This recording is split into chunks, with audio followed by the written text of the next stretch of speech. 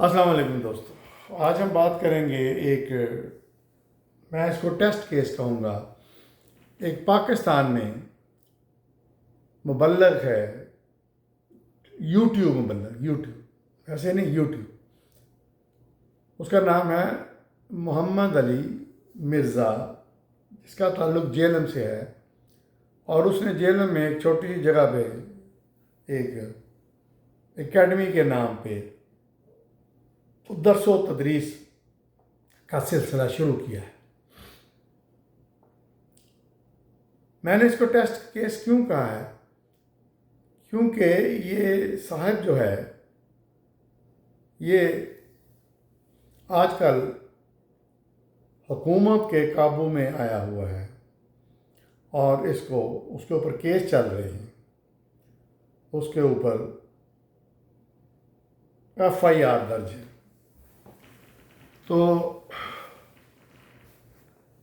میں نارملی لوگوں کی پرسنالٹیز کے بارے میں بات نہیں کرتا، لیکن چونکہ یہ مذہب کی تبلیغ کر رہا ہے، تو اس لیے اس کے ساتھ جو ہوا، جو اس کی پرسنالٹی ہے، اس کے بارے میں بات کرنی ضروری ہے۔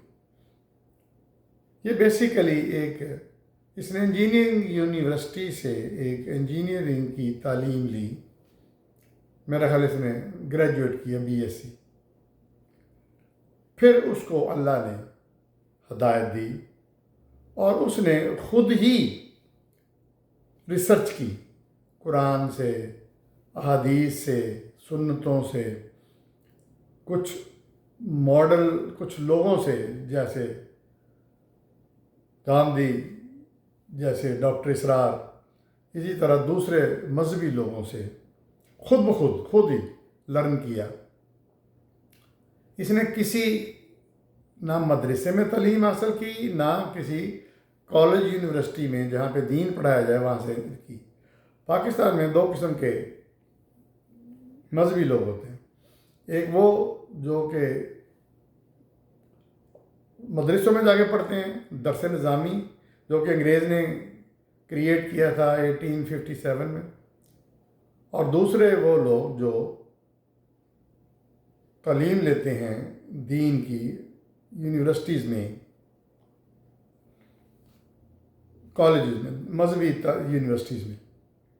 تو اس نے کہیں سے دین کی کوئی تعلیم نہیں لی، یہ سیلف پروکلیمڈ مبلغ بن گیا۔ اوکے، ٹھیک ہے۔ اب اس نے حلیہ وہ بنایا جو کہ جس کا اسلام سے تعلق نہیں ہے، لیکن یہ لوگ مذہبی لوگ بناتے ہیں، یعنی داڑھی، وہ اوپر پگڑی، وہ جو کپڑے ہوتے ہیں وہ، یعنی وہ پریزنٹیشن اس نے اپنے آپ کو ایز اے مذہبی عالم کی دی، رائٹ۔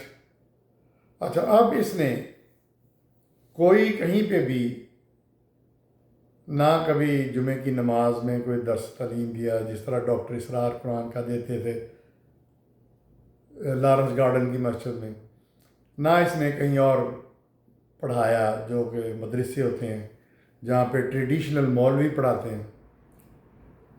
اس نے یوٹیوب کا فائدہ اٹھایا، اور یوٹیوب پہ جس طرح میں کر رہا ہوں، خود ہی بیٹھا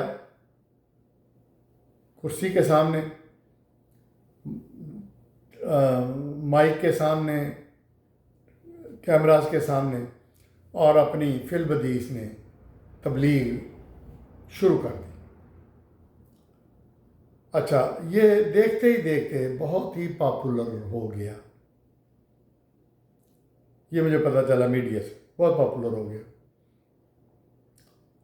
اچھا، اب اس کی پاپولیرٹی اس حد تک چلی گئی کہ اس اللہ کے بندے کو یہ زوم ہو گیا کہ مجھ سے زیادہ قابل مبلغ کوئی نہیں ہے، اور اس نے جو حرکت کی جو کہ نامناسب تھی، وہ جو لوگ بدعتی تھے ان کے اوپر اٹیک شروع کر دیے، ان کی عزتوں تک کو اچھالنا شروع کر دیا۔ اچھا، یہ کام جو دھیمے اور قابل تعلیم یافتہ مبلغ ہوتے ہیں وہ یہ کام نہیں کرتے، لیکن اس نے اچھل اچھل کے ان لوگوں پہ حملے شروع کر دیے اور ان کو اپنا دشمن بنا لیا۔ تبلیغ کا طریقہ یہ ہے کہ آپ انتہائی شائستہ انداز میں، دلیل میں، سافٹ لہجے میں اپنا پیغام لوگوں تک پہنچائیں، ٹھیک۔ لیکن اس نے اس کی بجائے جو راستہ اپنایا وہ چیلنجنگ تھا، لوگوں پہ ڈائریکٹ اٹیک تھا۔ یہ بالکل ٹھیک ہے کہ پاکستان جیسے ملک میں بہت بدعات ہو گئی ہیں، بڑھتی جا رہی ہیں، فرقہ بندی بڑھتی جا رہی ہے۔ یہ کہتا تو ہے کہ میں کسی کی فرقے سے تعلق نہیں ہے، لیکن اس نے پیچھے اپنا وہ جو میں نے دیکھی ہیں اس کے کلپس، وہ اہل سنت لکھا ہوا، بھئی اہل سنت بھی تو ایک فرقہ ہے، وہ بھی ایک فرقہ ہے۔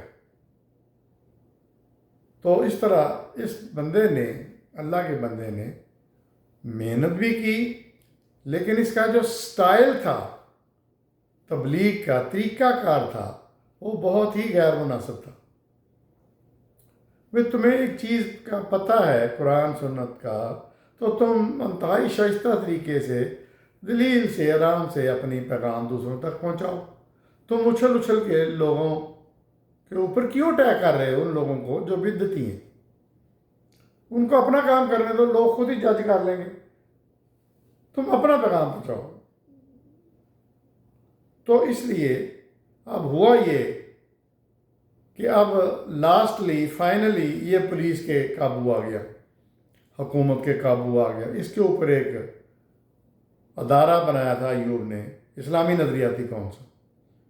اس کا کام صرف اتنا تھا کہ حکمرانوں کو مشورے دے کہ بھئی آپ کی یہ بات جو ہے قرآن سنت کے مطابق ہے یا نہیں ہے، دیٹس اٹ۔ اس کا اور کوئی کام نہیں، وہ جوری نہیں ہے جوری نہیں ہے، وہ کورٹ نہیں ہے، وہ کچھ اور نہیں ہے۔ اس کو سزا دینے کا، کسی کے اوپر فتویٰ لگانے کا کوئی نہیں ہے اختیار۔ لیکن انہوں نے بھی اس کو پکڑ لیا، کیونکہ اس میں بھی وہ ٹپیکل بدعتی مولوی بیٹھے ہوئے زیادہ۔ تو اس چکر میں اس کو پولیس نے پکڑ کے اندر کر دیا۔ اب یہ بیچارہ جیل میں ہے، اور یہ ایک عبرت کا نشان بن گیا ہے اپنی ان چیزوں کی وجہ سے جو کہ اس کو نہیں کرنی چاہیے تھی۔ دیکھتے رہیے میرے چینل۔